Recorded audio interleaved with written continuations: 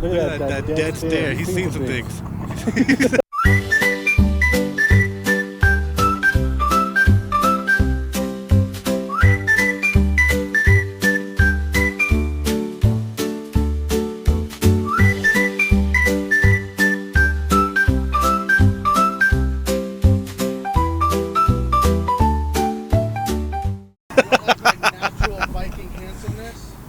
I do actually like it, dude. Hey, by the way, you're gonna be our genie for our event. Did I tell you? Yeah, you're gonna be the genie. I did tell him. What up, Julian? What up, Xavier? What's going on with you? How you doing, pal? I've been living. Are we filming? We are indeed. The cameras are recording. Oh, we're in. Yeah. Oh, okay, cool. Yeah. We should put this on a podcast for sure. Yeah. How's it going? No, I'm doing all right, man. Just got settled into our new apartment. Yeah, man. It's a nice place too.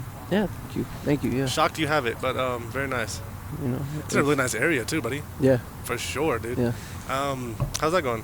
It's been going smoothly. We got our new bed.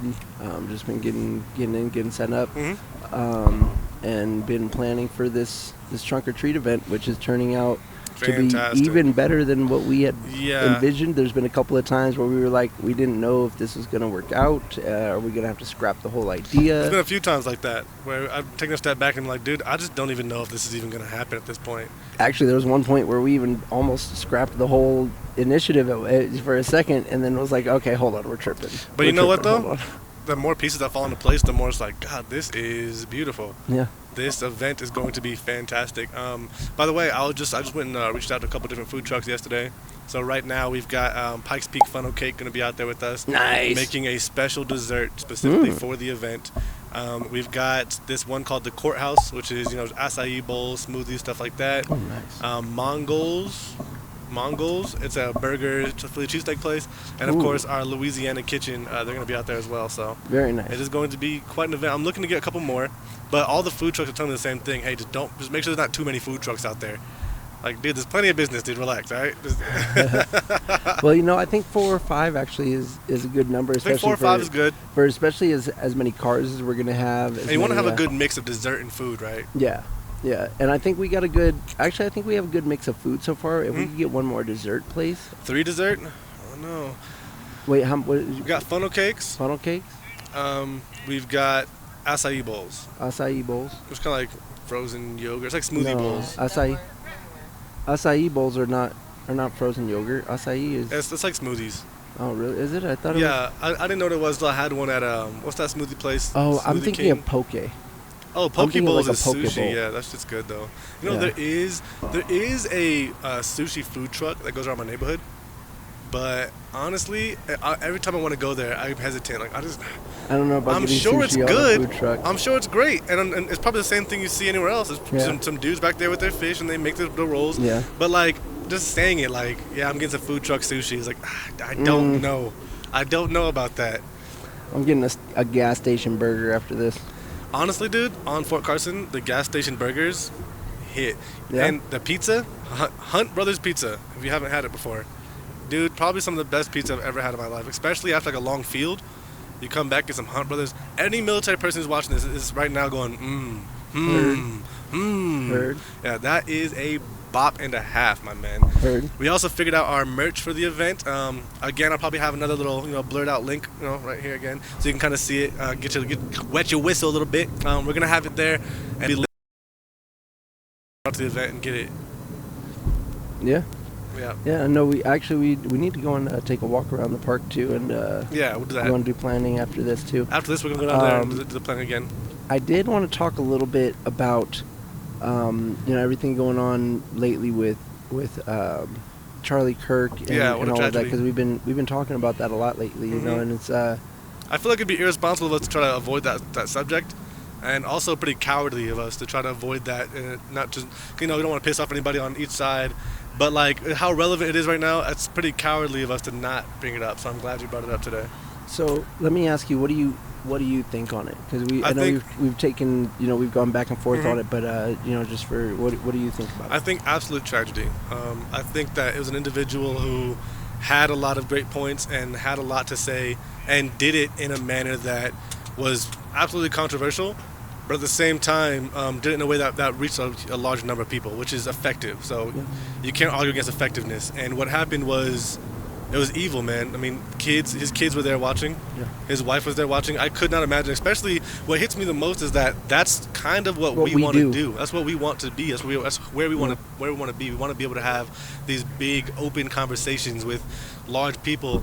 And I just couldn't imagine someone deciding that in this country, because I can't agree with you, or we can't come to terms, you have to take your life, which is just absolute evil. And that's really what really sucks too, is because, and like I said, we've talked about this before, so this is my whole point, is like that was his whole thing, was that whether or not we agree, we need to be able to sit down and have civil discourse. Absolutely. Because otherwise, we're just killing each other.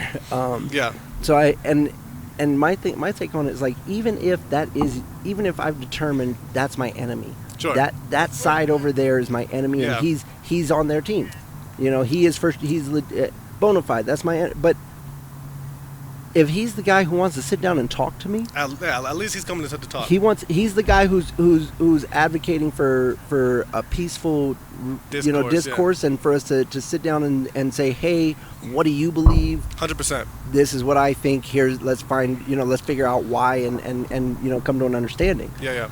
And that's the guy you think we should shoot? 100%. That's the guy who's like, let's go get him? I want to get into some of the weeds, all right? I want to get into some of these weeds here, because I've been watching Joe Rogan. I've been watching a couple other podcasts about this. Mm-hmm. So, the old man that was arrested, right? Mm-hmm. The old guy that was arrested there, do you know about the guy? The first guy that was arrested? So, he was arrested immediately, right? Right after the shooting, arrested. And he, stood up, it was me, I shot him, took his pants off for some reason, dick out.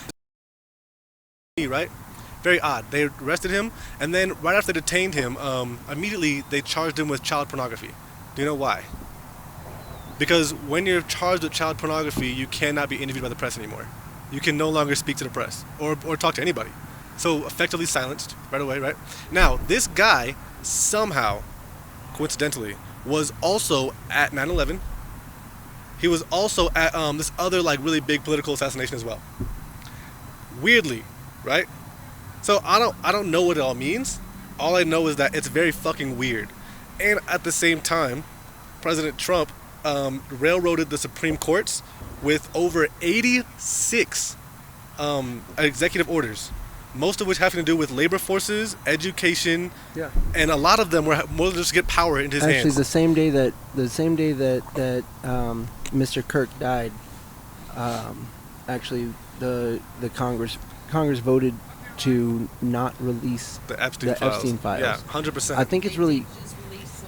It's really odd. It's very, very odd. I think it's Elon Musk's name in it. Ooh. If we look back to all of the major tragedies in history, even looking there's always back, something really weird happening. If you look back to Titanic, we did talk about that. It was owned by the Titanic was owned by the Rothschilds, and sank with all of the wealthiest banking business families in the world on board, and they were on their way to America to openly oppose in a congressional hearing for the establishment of the centralized banking system. With the Rothschilds, and it was their boat, and they were supposed to be on the boat, and they were the only family who wasn't.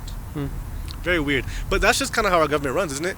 Here's another thing, man. I'll say this because here's what I've been trying to really get across lately, is that if you take all that stuff outside of it, right, what President Trump did the day of the shooting was highly irresponsible, at the very least. Because the very first thing he said before we had any suspects, before we had anything, the very first thing he said was, this was done by a radical leftist, a radical libertarian, right? Yeah. Which is super irresponsible when you have no information. Yeah. It's literally just, it's like if you have two kids who are fighting and one of them's like, hey, I can't find my necklace. Your sister stole it. Yeah. She stole it. Like, what? And you're a parent. You're a leader, dude. I think it's really... It's very much to your point about what you said before about how because everybody right now is talking about the leftists are these radicals and murderous, and if you can't if you don't agree, then they're just going to kill you. But then look at the January 6th insurrection.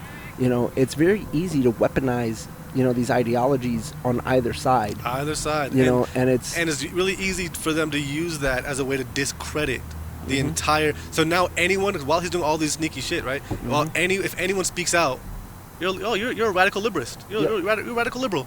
you're a radical leftist. Yeah. Just like the rest of them, right? Yep. Here's another thing. In Florida, a couple days ago, this kid goes missing, right? He's like 17, and he texts his mom, and he says, I need help, ... I've been shot, ... 4 Hispanic men in a white van, please help. They find his phone snapped in half, and he's missing, right? And so, Trump immediately comes in. We are tired of these radical leftists. We are tired of these radical liberalists, right? Doing this, doing that. And then a couple days later, they find this kid. And they found him because they got footage of him buying a tent at Walmart, wearing a hat. He was never shot, and it was all lies. They didn't release anything else about that. It was like, oh, we got him. And everybody's like, well, why did he lie? Like, why did he say all that? What was the point of that? No further questions right now, right? And Trump obviously did not take back his statement about, the radical leftists are kidnapping kids now, right? It's just a lot of weird things happening right now, and it's hard to pinpoint them all, and trying to connect them all even. You're going to get the eye rolls and the conspiracy theorists and, oh, you're just one of them. But realistically, when you start to just look at shit, it's like, I can say this at the very least. It's very weird. Yeah. It's very odd. And I'll say that his grab for power right now is scary to me. Yeah, it's very weird and scary to me. I agree. By the way, I'm a Trump supporter. I liked President Trump. I still like him. I think he's what this country needs. I think that every time he's been in office, our economy booms. But I think what also booms is a lot of hate and discontent for each other. I think that's what he thrives on. I think that Donald Trump is probably one of the scariest figures that we've ever had in office, for the simple fact that things change. Mm-hmm. I think that they change not always necessarily in a good way, because he implements ideas that seem good on the surface, right, but underneath have a lot of buried intention. Just buried intention or buried substance. Mm-hmm. Like with this one big beautiful bill, things like that. Where he's weaponizing and marshaling the troops, basically marshaling the forces. We're getting very close to, just looking at things, man. It's because I'm a student of history, and I recognize patterns, and it's scary to see some of the patterns reoccurring in the way that they are. And I just hope that we as a peoples learn and wake up from them, and can shake ourselves from them before it's too late. 100%, man. I 100% agree with you. I don't want to belabor this too much, though. I do want to go ahead and bring in our guest for today. Hold on. We can't leave on that note. Let's get a little positive, right? Okay. In the meanwhile, right, continuously we're meeting new people who are waking up, people who literally just want to help people. Today we met a young lady named Kat. She is involved in several different community outreach groups and wants to work with us as well. Every single day our movement grows, and we see that all these different, like you said before, all these disenfranchised movements, and the more that we're getting into this, the bigger we're realizing some of these movements are pretty big and very organized.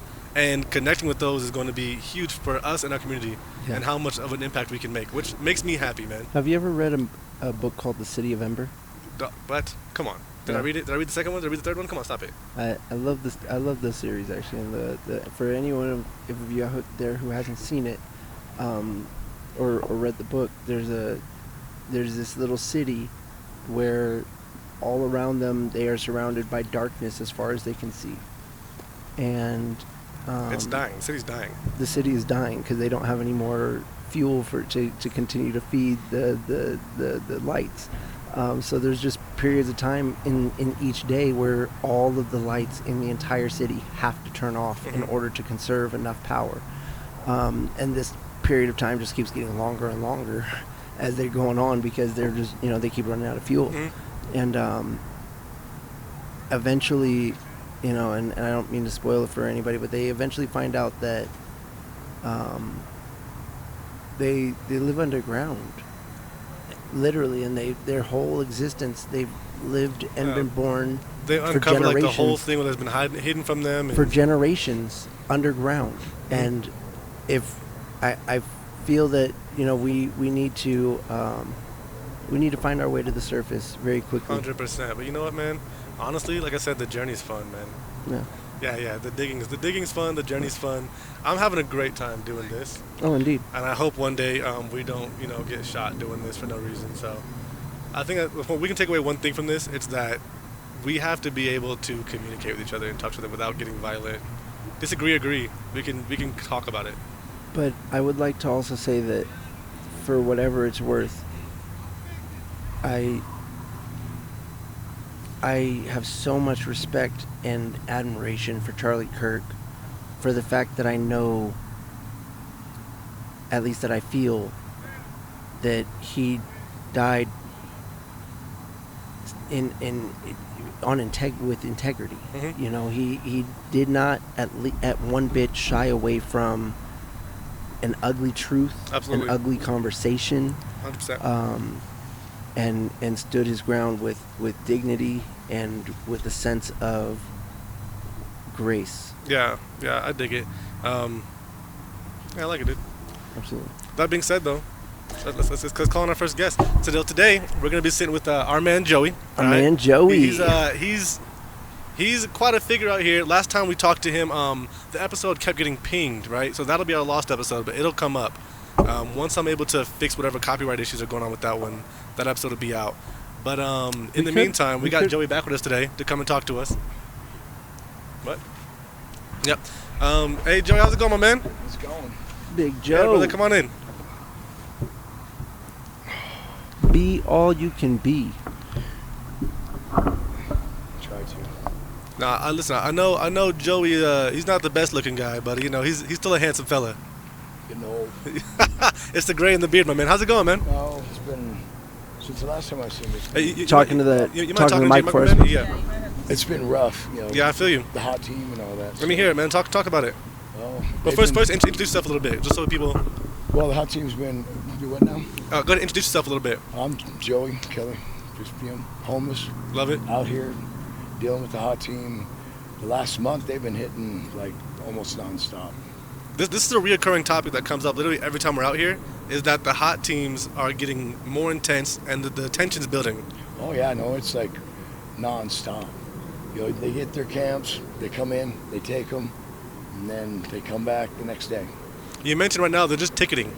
Well, they're ticketing. What's funny is they ticket you. You can't pay the fine when you go to court, or if you don't go to court because you can't pay the fine, then they issue a warrant. Then they come back, run a warrant check, take you to CJC. Then they PR bond you, give you a ticket. Now you have a $150 ticket, and they won't let you be in jail to do time served. Of course not. They just want to keep the circle going. Whenever I hear something like that, my question immediately in my head is, I wonder whose pocket is benefiting the most from that type of system, because that system that's not random. Judges, lawyers, probation officers, Yep. city officials. You have the ticketing officers. Mm-hmm. There's a whole system in place that there's actually a video I watched recently that I thought it was, or not recently, some years back. This guy talking about, he's like, when you go to court, you're like, who defends you? Mm-hmm. It's a lawyer. He has no interest in actually getting you. Well, most of them are public defenders too. That's my point. That work for the state. That's my point. And that's how they get paid. They have no even if it's a private lawyer that is a well paid or whatever else, he doesn't actually have any interest in keeping you out of trouble. No. His interest is just money. His interest is your money, Yep. and as long as you are paying him, he'll do whatever he needs to do to get paid. Well, what's funny is most public defenders become prosecutors, then judges. Mm-hmm. That's what's really funny. Yeah, that is awesome. That's insane. You know that judges, prosecuting or DAs, things like this, they actually own most of the concourse. They own most of the private prisons. Yep. They also own most of the rehabs and the halfway homes. They own they own stock and control. How do you make a business out of incarcerating people? Right. That doesn't make sense to me. Well, here in Colorado Springs, the judges' wives were the ones running the concourse. There was a big deal about that. Interesting. Yeah. There was judges were quick to send people to Concord because They were profiting. Yeah, but there's no conflict of interest here. Oh, no. No. It's all about money. It's funny. I want to talk about the hot teams again. Elaine, you brought up this diagram that I'm going to be putting right here in our video today. Right somewhere. But the diagram, we talked a little bit about it. It talks about, this new initiative in Colorado Springs to, really help the homeless. And it's the step plan, right? And literally step 1 is arrest them all. And there's like five steps to it. It's enforcement and ticketing. What does that do though? Nothing. It's in the first step 1 was enforcement and ticketing, and then step 2 I think is cleanup, and then step 3. So it's all 5 steps. It's 6 of them, and step 6 is community outreach. Is community outreach and engagement and involvement. How backwards? Oh, they're definitely doing it right now. You can see it. I think step 4 or 5 is jobs, employment. Yeah. It's like why. How are you okay? So if we're what are we enforcing? Yeah. What are we enforcing? If we start with community engagement and involvement, and then then move into jobs, and then move into resources, and then move into housing. But then they'll lose all that money. Well, that's the key. That is the key. This is something I realized when I was working at the prison. Actually, is that it's symptomatic. Everything that we're doing in our country, we're treating it symptomatically, because if you spring a leak in your roof, I'm gonna sell you a bucket, I'm gonna sell you a mop, I'm gonna sell you a towel, and then I'm gonna sell you a patch for the hole. It's not gonna actually solve the problem. Right. So and then we'll talk about replacing it later. So then when you get a hole over here now, because that didn't solve it, it just moved the problem. I'm gonna restart the problem. I'm gonna sell you a new bucket, a new mop, a new towel. Then when the whole thing is finally falling on top of your head and we have to replace it, I'm going to make it so damn expensive, and I'm going to make it so damn convoluted to make absolutely sure that 1, it's going to fail. Right. 2, when it fails, you can't do shit about it. You're going to need me to do it. This reminds me, I saw this video, right? This was like this 80-year-old lady, right? And she was getting fined by her city because of her weeds. Mm-hmm. She's 80 years old, and she had a husband who had just died. Yep. So this YouTube guy, he saw this one. He showed up to fix it, and the police showed up and ticketed him. And what they said was the city has its own system. You have to pay the city to do it. And he was like, well, she can't afford it. Then she has to pay the fine. So either way, you have to pay the city. I saw that. Yeah, you saw that one. I was like, dude, away. this is so blatant now in our faces of how they're running this. It's you have to pay me to fix it, and if you can't fix it, you have to pay me because you couldn't fix it. And if anyone tries to help you, I'm gonna take them to jail for obstruction. And make them pay me too. Yep. That's insane. See, the hot team has been hitting at night. They've been coming out at 1 or 12:30 at night. Right. And hitting them. Mm-hmm. It's just not been just during the day. They'll hit during the day, and then they'll wait till everybody's sleeping, and then come in. I want to ask you guys something now. Actually, it makes me curious. If they made it illegal to help your neighbor, to help others, if they said that they're going to fine us $100,000 every time they see our tent set up out here, would you still come and set up out here? 100%. And I told Joey I'm waiting for it. It's our right of speech. 100%. Hell yeah, it is. The Constitution, that right now, Trump is trying to abolish that whole thing. You heard about this? Oh yeah, Trump's trying to make his own constitution. Mm-hmm. You're damn right he is. What he wants. You're damn right he is. United States of Trump. Like I was telling you about me flipping off that drone. I'm going to do whatever I want. I'll sit there and flip the cops off. What are you going to do? Arrest me for it? I can talk. It's my right. It's my freedom of speech. I'm allowed to express sorry myself. If you disagree with it. Sure. I'm an American. That's what I can do. 100%. You don't like it, come arrest me. 100%. You know what I'm saying? But, this whole hot team thing is a joke. Really, because all they're doing, the city wants to complain about shoplifting, all this stuff. Okay, you come out, you take their camps, what's going to happen? These guys are going to go right back to Walmart and steal some tents, steal more stuff to make another camp, and then it keeps happening and happening and happening again. What's insane is that we see it throughout history. Not even just recent history. I'm talking about hundreds and hundreds of years of the upper class looking down on the lower class and saying, oh, they're all criminals, oh, they're all this, they're all that. And then, later on, we look back at it and go, well, as people, we look back and go, oh, yeah, they weren't criminals. They were people who were being taken advantage of by a broken system and needed help. And then we fail to look around and look at our current situation and see the exact same thing.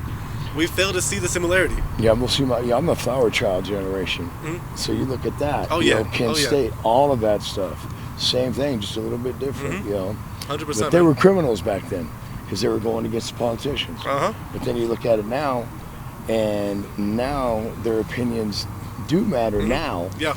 But back then they were criminals. I love they it, were dude. potheads. Hey, talking about how Trump is trying to silence the media, I want to touch on that, man. You know the head of the FCC, hand appointed by Trump. I mean, he was handpicked and placed in a spot. So here's what happened, right? You heard about the Jimmy Kimmel situation. Mm-hmm. So here's what happened, right? The dude got canceled because right after the shit happened, he said, "Hey, man, terrible tragedy." But I mean, it kind of feels like Trump didn't care that much, or like kind of feels like they weren't really that surprised. Right. Because when they brought it to Trump, the first thing he said was, "I'm having a good day," and it was because they had just built a new ballroom in the White House. So Trump told his boy at the FCC, "Hey, get him out of here, cancel him," right? Right. So they get him. The FCC comes to put pressure on ABC and Disney, which own Jimmy Kimmel's channel. Right. So they, at the same time right now, are trying to make this big purchase, trying to make a big move, but they need FCC's approval. So FCC is pressuring them and saying, "Hey, we're going to pull your licenses, your broadcasting licenses, if you don't get him off, fire him." Right. And they're like, "Oh, you should have just started with that. Hey, come here. Hey, you're fired. Get out. Fired, Don't even say shit. Get out." And Right. then people are like, "Hey, what did he say? What did he say?" And they're like, he was talking shit about Charlie Kirk. And they're like, "But what did he say? Don't worry about it. Just trust us." And then they a couple days later, they put his show back on the air when he started speaking out, and he was like, "Hey, this is all I said." And people were like, "Wait, that doesn't make sense." Now his show's back on air. Yeah. And what's crazy is that same head of FCC has been pressuring Fox News.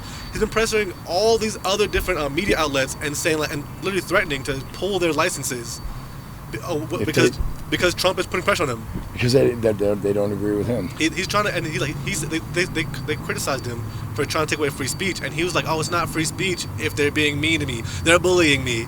Are you kidding me, dog? You're the president. Get used to it. Dude, not even that, my man. Yeah. When the coronavirus started, he called it the Chinese virus. How irresponsible! The China virus. How irresponsible with a country that has a shit ton of Chinese people in it, or Asian Americans in it. The fact that's so irresponsible. Like that whole thing scared me though because of one Scary. reason. It showed me how fast our country can shut us down, polarize, and do something without pulling martial law. Mm-hmm. Yeah. Okay, because see, the thing that scares me is all these FEMA camps that are all over the place. Yeah.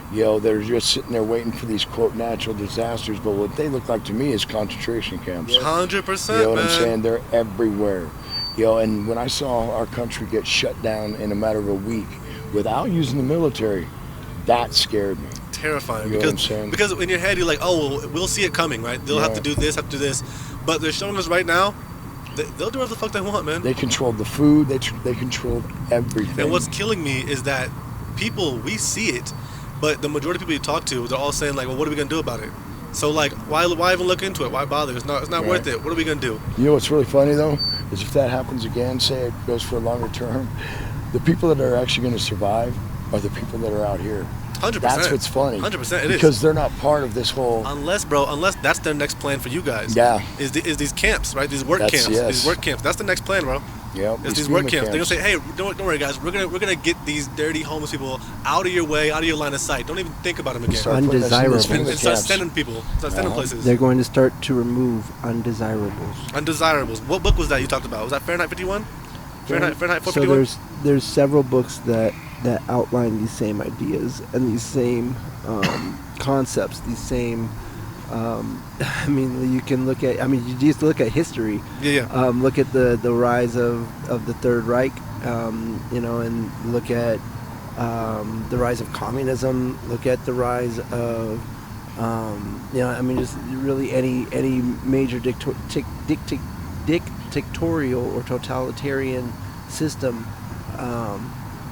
That's how it starts. They start to first limit speech. They start to limit they centralize power. They centralize power, which is, and mind you too, you remember I told you some years back this is exactly what was going to start happening, was that they were going to start to centralize power at the executive branch.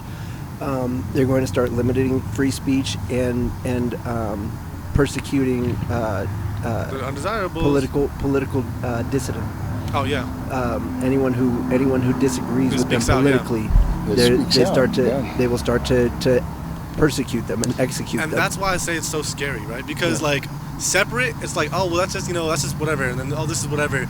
But when you start to look at this stuff and connect dots, it's like, dude, I'm not going to sit here and speculate on what I think is happening because I think it's irresponsible. But I'll say what is happening is terrifying. Like, it looks scary.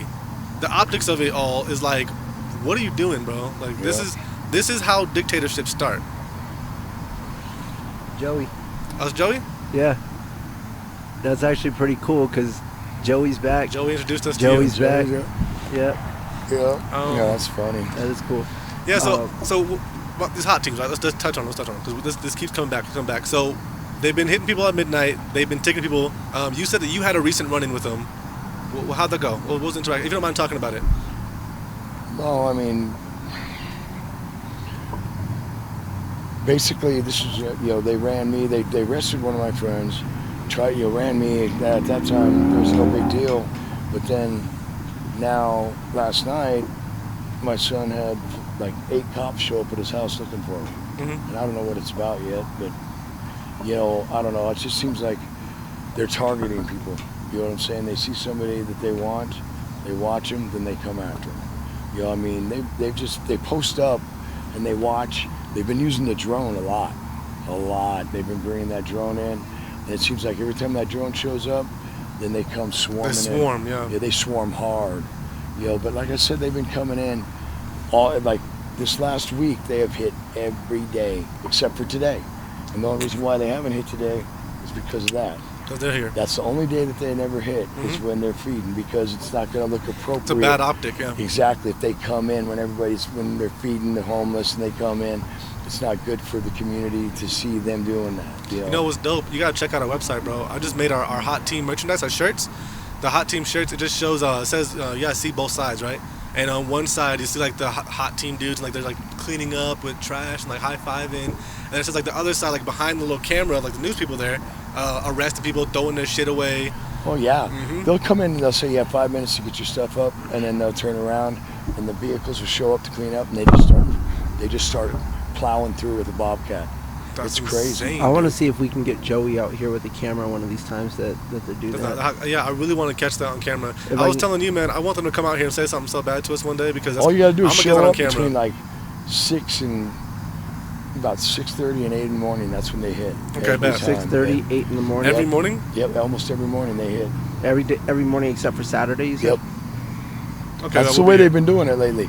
And I mean, what's funny is last week they're all over there having coffee at the Maverick, and I saw them, so I came over here and started warning them. But they're over there laughing about how they're gonna hit this one here first. So I got on my bike, came over and said they're coming. You know what I'm saying? Everybody started getting their stuff ready, and they showed up. You know, we talk about what's scary for us, right? And I'll tell you what the scariest thing for me is in America. The mental gymnastics we do to justify our shitty behavior to each other. Like the way that in our heads it's like, oh no, it's my job. Like you say things like, oh well, it's the law, right? And you justify it with, oh, it's the law, or like, that's it's the Constitution. Oh, that's just the way they are, and it's my job. Sorry, man, I have to work, right? And that justification to me is the most scary thing ever, because what we need is the people. And when the people are turning against each other and going like, there's talks about in Texas after the before the ICE shooting, right? There was, I think it was like 100 or something, or 200 Marines that were let go recently, right? Because they told these Marines like, hey, we want you guys to go down to the border and start pulling people, like just start doing your thing. And then they were like, no, like I'm not. It goes against my code. Like, it goes like my morals. I'm not doing that. Like, oh, you're fired. You know what I'm saying? Which.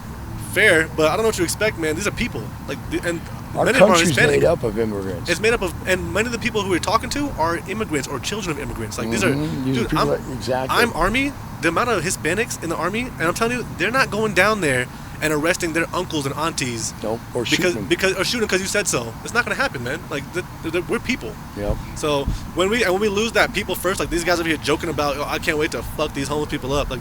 They've lost the people aspect, bro, and now they're just part of the cog, which sucks. Yep. It sucks, man.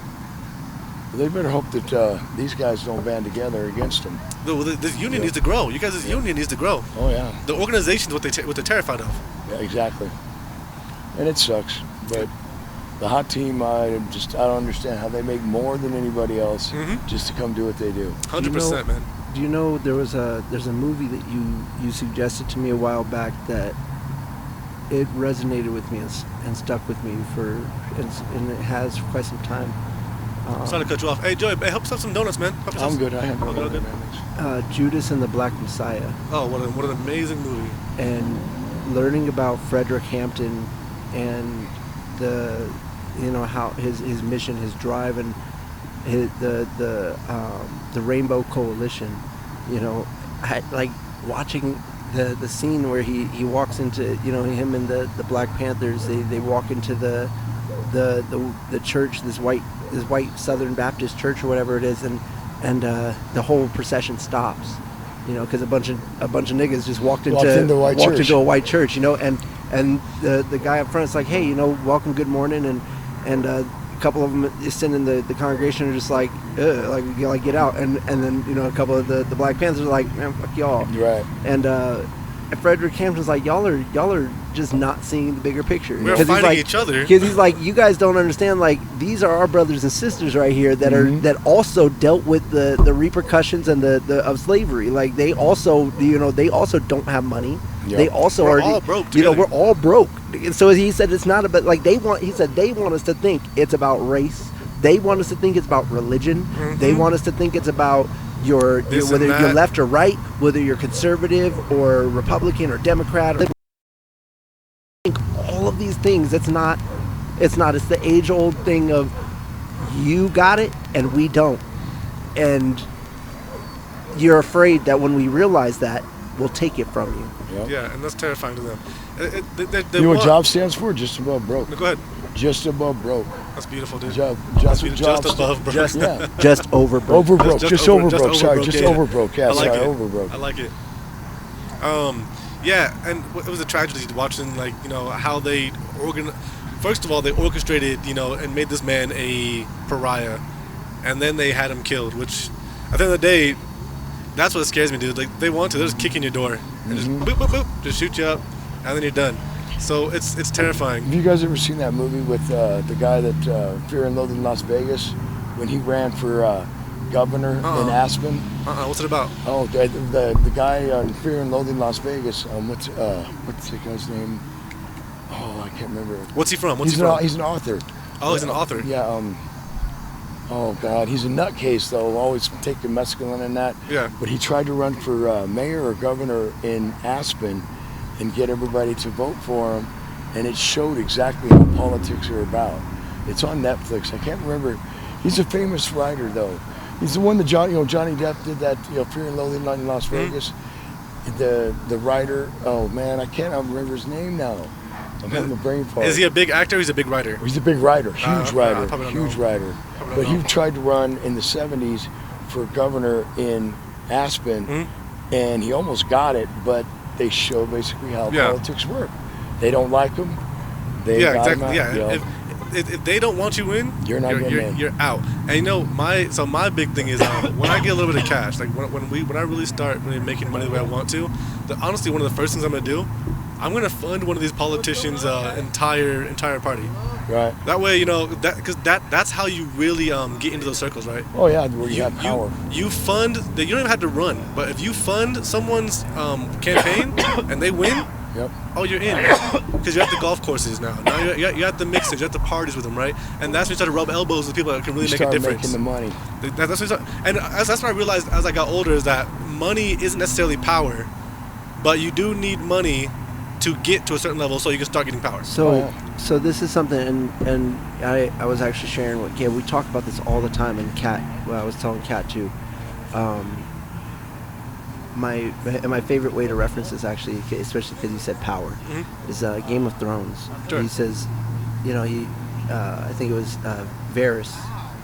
He says that you have these three men, okay, and you take them, you put them in a room, and one's this really wise man, one's this rich king, and one is a warrior, a trained warrior, soldier. And you throw a sword in the middle of them, you say, only one of you can leave this room. Who in the room has the power? Yeah. We'll go back to Abel, Cain, and... But who in the room has the power? And the whole point that he comes to is that power is a shadow on the wall. It's where you cast it. Mm-hmm. Right. Because the man with money could buy his way out. The man with the strength could just easily slaughter the other two. Right. And the man with the wisdom might know a thing or two that just might save his life. Who knows, you know? But the fact is that it's where you put the power, right? And as people, we have placed all of our power in money and in things, and instead of we've think that's given us some sense of security, because when it doesn't, no matter how many locks you buy, no matter how big your house, no matter what you do, you are not secure. When if you have an army that is facing you down and coming in, you're done. It's over. I want to say this, bro, on that same subject. A song I showed you by this rapper named T Grizzly. He's a rapper. He's just a black dude, but something he says that really sticks with me in one of his songs.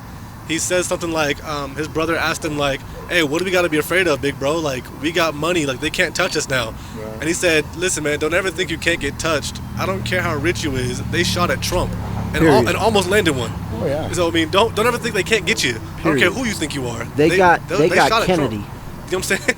If they want you, they're gonna get you. Do you know that the Kennedys? Do you know that the Kennedys, even especially at the time of John F. Kennedy, they were said to have more money than God. That was very powerful. They were extremely powerful. Yeah. John F. Kennedy's brother, I think Bobby Kennedy. He actually the mob. The mob owed him money. Yeah. for Vegas or something. It was some crazy stuff. Like, the point being is, like, the Kennedys, that's money. That's money and power. That's money. Because he was president. They're still there. They're still in. Oh, of course they are.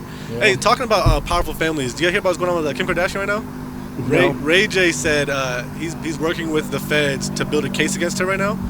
And my wife and I were kind of just going back and forth, like, she's not going to jail, bro. It doesn't matter what they find. So he's building a case against her and her mom. For what? Don't know. But, I mean, think about it.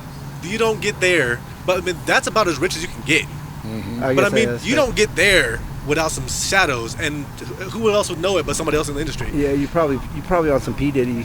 Yeah, that's what I was some P. Diddy shit. Yeah. The Kardashians definitely, and you know what? That's probably what made. Kanye. No, what his name, her name, the. Oh yeah. The dad, Caitlyn. Yes, Caitlyn Jenner. Mom. Sorry. Yes. Oh yeah.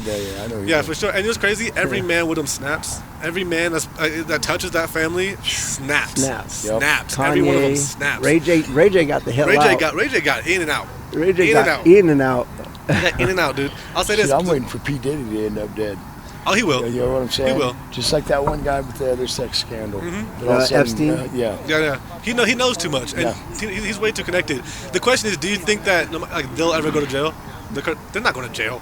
Here's the thing, bro. We're not going to get them. You guys familiar with the French Revolution? Oh, yeah. Love it. Yeah. That's one of my favorite pieces of history. So... he's just going to die. Yeah. Yeah, I get where you're going with that. You know what's crazy? This episode is going to be called the conspiracy episode. That's where we're going with this. Let me hear your best one. Doesn't matter any time period. Let me hear your best conspiracy theory. The best one. I mean, we all know that the government had JFK shot. Joey. Well, we all know aliens exist. Oh, 100%. You know what I'm saying? They damn near came out and told us. Well, yeah. What's that? Heck, I don't Joey, know. what's going on, buddy? What's up, buddy? What's up, Johnny? How you doing? We got Joey and Joey in here. Yet again.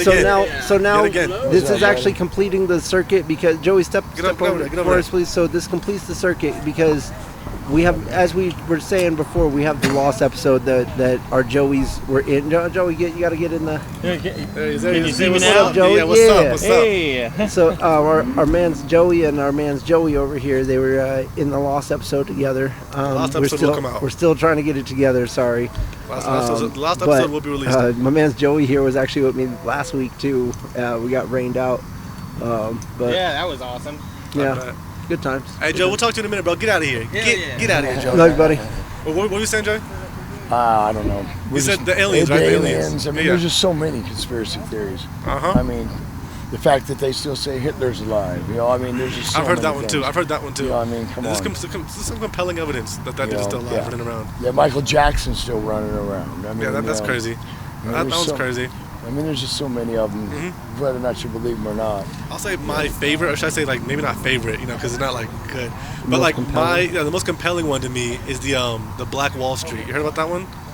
The Black Wall Street. So here's what happened, right? In like I think it was like the 1910s or 1920s. This is not a conspiracy theory. This I know, is actually, it's just something that's not talked about.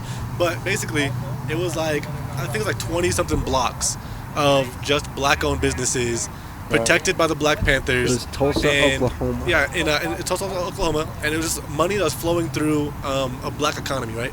And they called it Black Wall Street. The goal was to rebuild the black community and try to help them, right? It actually was more affluent than Wall Street itself. It actually had becoming more successful and more profitable. So Trump trumped up charges on one member, right? Some woman came out and said that there was inappropriate action or a sexual assault. That was later proved to be false. The time did not matter. So the government petitioned the American National Guard, 3 different fire departments, and a couple different police departments to active planes and napalm bomb all 30 blocks of American soil. Wow. And razed it to the ground, destroyed it entirely. Because the black community was getting too powerful. It's insanity. That's not only that's not the worst one or the only one either. That's just like one of the biggest ones. Yeah. One of the biggest economic hits. There were actually several others where there was one where there was a lake that they created the lake to drown a town to flood it. Yep, and they drowned and not flood it, drown it to bury it under a lake. Wow. So that they could just erase the entire population. All of the money that was flowing in and through the town, they just eradicated it. This is our government, bro. That's America for you. This is the thing, like, and this is where, because we started here talking about Charlie Kirk too, and I would like to just kind of bring it back, right? Because it's like, I do agree and like with and this is one thing though, is like, I think that it's irresponsible of us to because I think that on one hand, because we're mixed, so I see things very much from a mixed perspective. Middle perspective, from a mixed perspective, because I'm never black enough for my black friends, and I'm never white enough for my white friends. I'm the black guy in my white friend groups, and I'm the white guy in my black friends group. Always, right? Yeah. I'll say this. Exactly. I don't think that today the issue is race. No, it's not. I think the issue is class, and I think that the intention in the beginning was to separate class on a line of race. And but when that failed, because they realized we're all people and we don't hate each other as much as they really want us to, they were like, all right, we'll try to keep it on race, but realistically, it's still just. Have you ever heard of Bacon's Rebellion? No, but I like bacon. So Bacon's Rebellion, what happened in the late 1600s, early 1700s, I believe. I can't remember exactly the year time frame. But what ended up happening was, you started getting a bunch of Irish and a bunch of immigrants, from all over the place, from white, black, whatever. And what they started to do, the lower classes, the people who were working, started to realize that we could unionize, and we are more than these landowners. Bro, so the movie so Ants. Hold on. The movie Ants. So look, So what they did is they decided to create what's called anti-miscegenation laws. Okay, and these anti-miscegenation laws divided people, and they started to. That's when racial class theory started to be created. Okay, and they started to, and it actually made it illegal for a white woman to mate with a black man. They made black people inferior. And I've heard of this before. So they started to divide people along these racial divisions, because they realized that if we band together, then we're screwed. We have to get them to start fighting each other and start to fight each other. And that's why I say their biggest fear is organization. If we organize, it's just like America was the ones that tried to do the sterilization, and then Hitler started doing it, and then everybody started finding about Hitler and said, "Oh, that's terrible." And then America went, "Oh yeah, we can't do that no more." It was crazy. I heard this guy talking. He was like, "We always focus on We always focus on we focus on Germany a lot when we talk about the atrocities during World War II, like no other country, including America, doing it first. He was basing. We had Japanese concentration camps. I was gonna say we didn't have concentration camps. We talk about Germany a whole lot, but we don't ever look like a lot lot of countries are doing some crazy shit. But he was basing a lot of shit that we were doing. Yeah. What was it? Genetics or eugenics? Yeah, that's where Hitler got the idea from. Was from us. From us. Yes. And they had to go to Congress and say we need to shut this down. Now. Are we not going to mention the 2 atomic bombs we dropped? Let's not. They have described the effects of an atomic bomb as every single national disaster happening at the exact same time. And it's impossible. Hold on. And it's impossible for any type of response team to do anything with it. I mean, it is the worst thing. We did it twice. We're the only country to ever do it. Like, to the point where other countries are like, Jesus, like, those are civilians. We leveled the whole country. Those are kids and shit. Like, by the way, guys, lest we forget. But they bombed our boats. lest we forget that we literally were not even going to actually get involved. We were selling arms and we were making money. Both sides the entire time. Yeah, and we were not going to get involved until we actually got hit ourselves. We allowed that to happen, though. Yeah. Look at it, Pearl Harbor. What in your right mind, Navy's going to put every boat we have? Every one of them? Right there. Never. And then all of a sudden we get attacked. Never. We have the most sophisticated Navy in the world. The most sophisticated Navy in the world. That's not love. 9/11. We knew that was going to happen. Now we're getting crazy. That got us over there to get into another war. Now we're getting crazy, dude. War is profit. Brother, do you know? 100% war is profit. It's the most profitable thing we can do. Do you know where Osama bin Laden was on? Talk about it. On September 11th, 2001. He was here. He was here. Do you know actually where the only flight that was allowed to leave? He was on. He was on. It was Air Force One. Wow. It was the only plane allowed in the sky that day. And he was on it. He was on it. It's insane. Air Force One. The general population. We know where that one is. We know who's on it. We know the whole flight log. We were supposed to try and kill him when Clinton was in and all this stuff. Yeah. Hey, one dude did it though. Yep. and what did Trump say? He said, "I don't believe it." Yeah. He's dead. So believe it or not, he's dead. Yeah, it's crazy. And we're kind of close on time, Joey. And I want to ask you before you go. We love talking to you, dude. We'll be out here again next week, and anytime you want to come sit with us, you're a welcome guest, my man. The lost episode will come out, I promise. Before you go, man, if you had a microphone and could say anything to the city, what would it be? I don't know, honestly. Anything at all? Any message you want to get out there, my man? This is your time. I guess just quit fucking with the homeless and help the homeless, honestly, because, I mean, I'm out here seeing it. The hot team is not worth their money, as far as I'm concerned. Honestly, why are we paying them so much money to go out and terrorize these people when they actually need help? Absolutely. You know what I'm saying? I mean, this over here is nice where they're helping feed them, but what about all these abandoned houses? I mean, honestly, we'd spend more money or less money doing that, getting them out of here and helping educate them and all that than we are doing what we're doing. I 100% agree with you, man. I appreciate that. I don't know. There's just so many things with our city that we could go after, but it seems like the homeless is, it's the most profitable. And well, unfortunately, the main reason why this is such a hot topic is because of that right there, the Broadmoor, money, like what we're talking about. Yes, sir. I mean, we're right in their backyard. Yes, sir. They don't like it. They hate it. That's why they're sitting here trying to rejuvenate all of this and push everybody out. Imagine having a problem like that and having all the resources, money in the world to really help it, but instead you'd rather fund to try to destroy it like a rat. But see, if we did that, then we'd just be into another war because we have to find out something else. We have to find something else to fight. Yeah, exactly. And right now it's easy. It's easy to make people look at you and go, ew. Yep. And something that Don, I think actually it was you that said it last time, is that it's so easy to pin people against the homeless. Oh yeah. Because they can kind of see how close it is. Because it's right there. Yep. There's people like yourself who were working class, business owning men, and one thing, and now we're out here. Now we're here. And see, we don't have a war going on either right now. There's really nothing going on. There's nothing to polarize us against. So now we go, what's that? Let's go after that. If there was a war going on, nobody would be even focusing on this. Absolutely. I guarantee you that. They'd be more concerned about that. Still good? It's off? It died? Fucking killing me, dude. It's at 50%. Well, that's awesome. We'll move down to the middle. All good. Lost one of them. Yeah, no. Well, at least you got the audio. Yeah, no, we're good. Now we have the lost, and now we have the half. Yeah, you know what's crazy? Last one, his phone died. That's funny. Hey, Joey, we love you, man. We love talking to you, brother. We're gonna get you out of here, my brother. You take it easy, dude. Yep. And come talk to us again sometime, all right? Definitely. We love you, brother. Yeah, you look a little lost right now, my boy. I'm just deep in thought. Yeah, you look very deep in thought. I was thinking about what Frederick Hampton said about.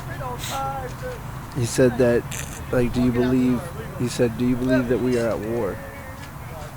And he said that if you accept the concept that we are at war, and actually I'll back up a little bit. He said that war is. He said.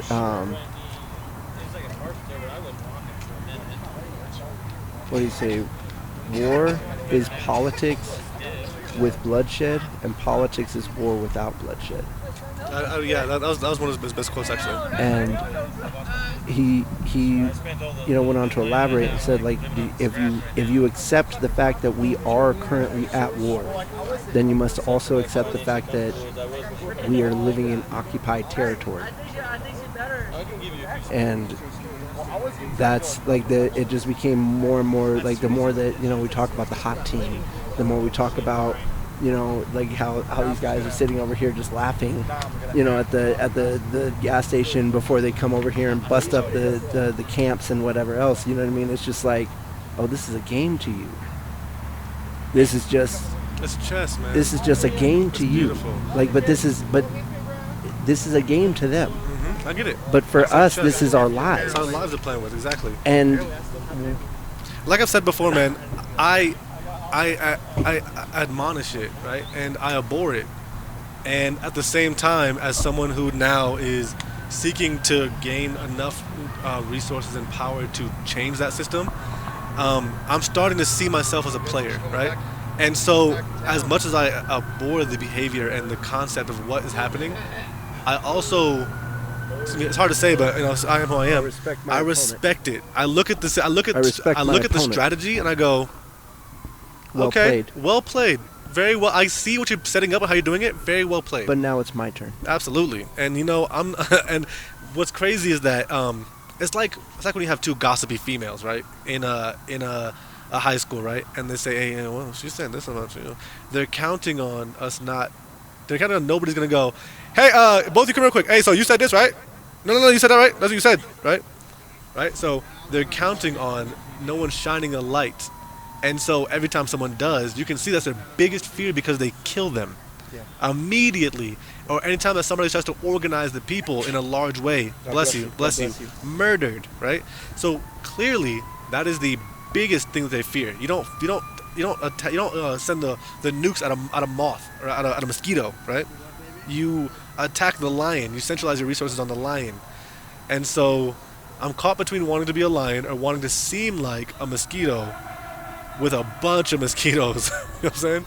It's beautiful because realistically, I was talking to Hannah about this, my wife, and she was like, well, what can we really do about it? And I said, honestly, at a younger age, I would have said, we need to take up arms and start a revolution. And as a growing man, I realized realistically, all we need to do to destroy the entire system is educate ourselves on it, and then begin to take personal responsibility and step up to the plate. Stop participating in the system in the way that they expect us to. We need to participate in politics. Yeah. If we as a people become educated, that's literally the only thing we have to do. That's what I'm saying. That's what I'm saying. We just have to stop participating in the way that they expect us to, or the way that they anticipate us to, and start participating in ways that if more people were to study like game theory, were to study and open up their minds and their perspectives. Bro, in the song "Fly," Hobson said it perfect, bro. Hobson says he said you ever seen how parents trick kids with candy, toys, and Santa Claus?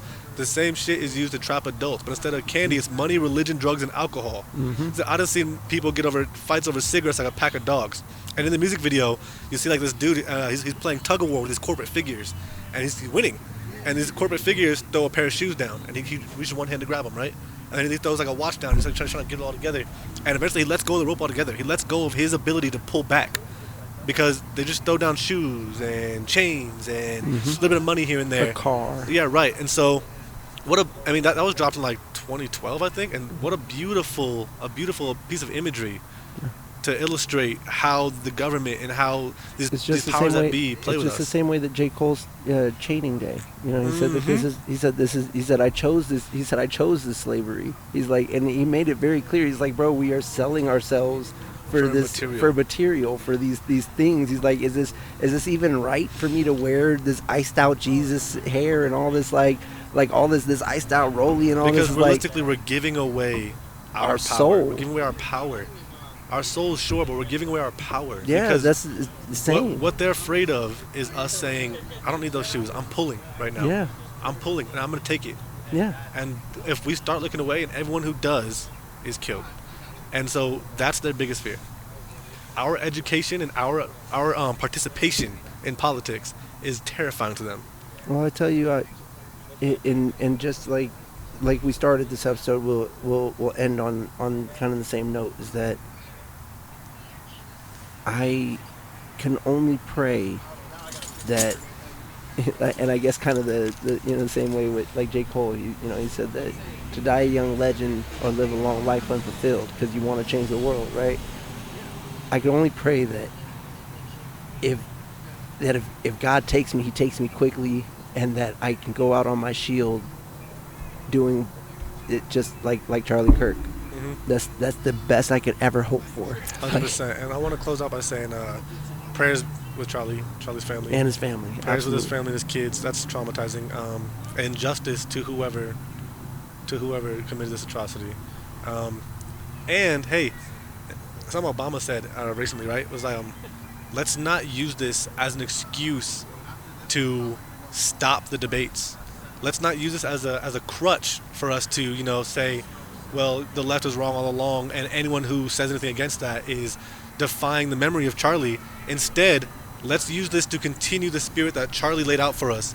Continue our debates, continue our discussions, and use it to find civil discourse. And let's continue to do that, because that's bravery. So, indeed. With that being said, One United, we are us, baby. Hey, come visit us for our Halloween. Come visit us, baby girl. Hell yeah. See you guys there.